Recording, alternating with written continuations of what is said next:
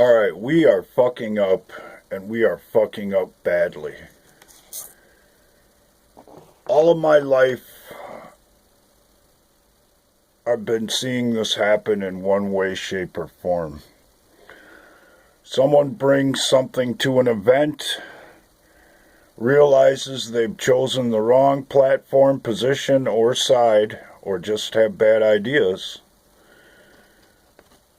And when they can't compete in the show, they go and complain to the promoter. And because they have money or influence on their side, or will benefit the promoter in some way down the road, they get preferential treatment. And that's exactly what's been going on under our noses in more ways than one. If we want to be able to compete in this so-called war of ideas, we have to do it on our own. There is no justice unless there's justice for all. There is no fair and equal platform unless it's a fair and equal platform for everyone. Even the people whose ideas go against the people who establish that platform. I really don't care who runs things, as long as things run right. We're all supposed to be afforded the same opportunity to make it around this track. And if we can't make it on our own, that's just tough shit. That's how our system works. And that's the only way it should work. Because a system like that inspires competition, innovation, and along the way, if left alone, it turns into something that's profitable and good for everyone instead of just a few. But that isn't the way things have been going lately. Someone else wants to change the rules and ruin the show for the rest of us. Well, that can't be allowed to happen. That shouldn't be allowed to happen. And if you care anything about your country, you won't let it happen. People are always more than happy to talk about the electric universe, yet overlook the obvious. If we throw out everything we've learned along the way, what do we have left? Positive or negative? I'm not ashamed to admit that these cars were spawned from negative energy. People did things in my life and circumstances arose to make this all possible. Because more than likely, neither one of these cars would be what they are had someone not pissed me off in the past. It's what drove the whole project. And in our lives, if it is just as simple as positive and negative, there's something we should take into account. The majority of the work comes from the negative side of the battery. It's the positive that turns it into something. By reacting to the negative and making a positive result. And if positive is not willing to throw the switch or allowed to throw the switch, the battery's gonna burn out. It's one thing to want to avoid conflict or not get involved in controversy. However, it's yet another thing to let that philosophy take away your freedoms and ruin your life. If freedom is lost, then there's nothing left worth fighting for.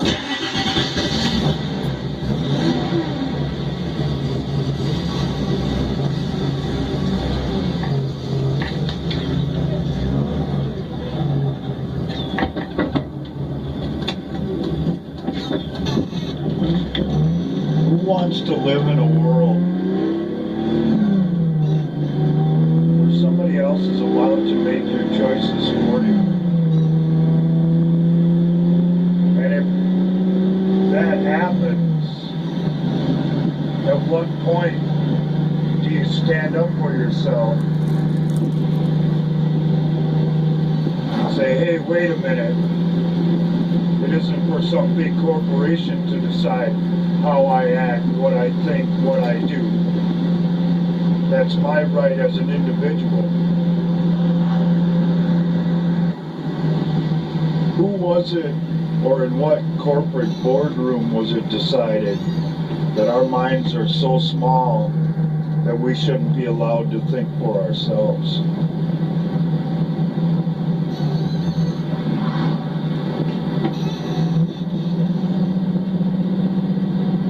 It's an insult, the way that at least wise the obvious people in the world have been acting. It's an insult to our intelligence and our freedom.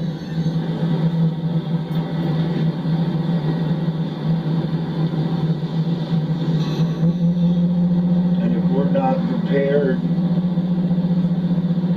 to do something about it in some way, shape, or form collectively,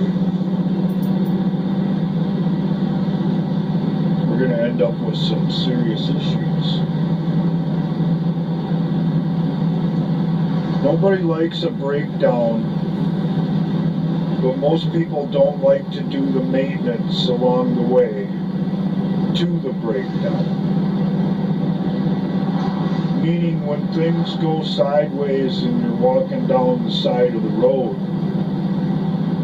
that you have to make up everything on the fly. Not the best way to conduct yourself in your personal life or in the long-term aspects of freedom. I know there's some of you out there tired about hearing about all this shit. But in my estimation, at this point in our lives and history, it's the only thing that matters.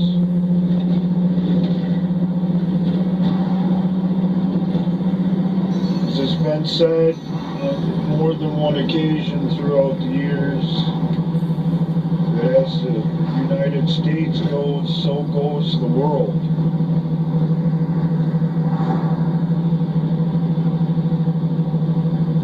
We've never been closer to losing our freedom through our own complacency and not being willing to participate or speak our minds because of popular opinion or having the criticism drawn on us publicly or what have you. That has allowed all this to happen. That has allowed big tech, big industry, and corporate America to try and dictate our lives. And at this point, the things we can say, but who's to say it's going to stop there?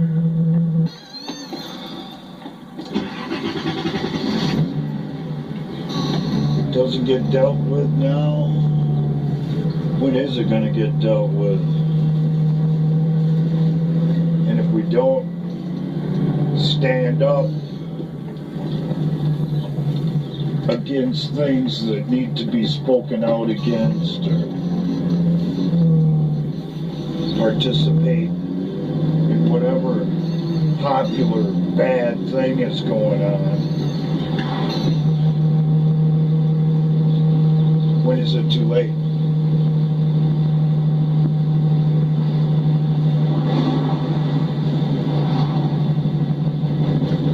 Here's the sad reality of the world and our lives.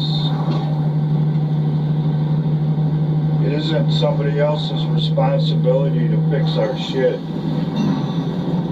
We might be able to find somebody to do it for us, but in the long term, it's a lot better off and more practical if we can fix our own shit and keep it going on our own without somebody else dictating to us how they think it should be. Because their shit might not have ran right in the first place. So don't drive angry, they say. To me, that's kind of un-American.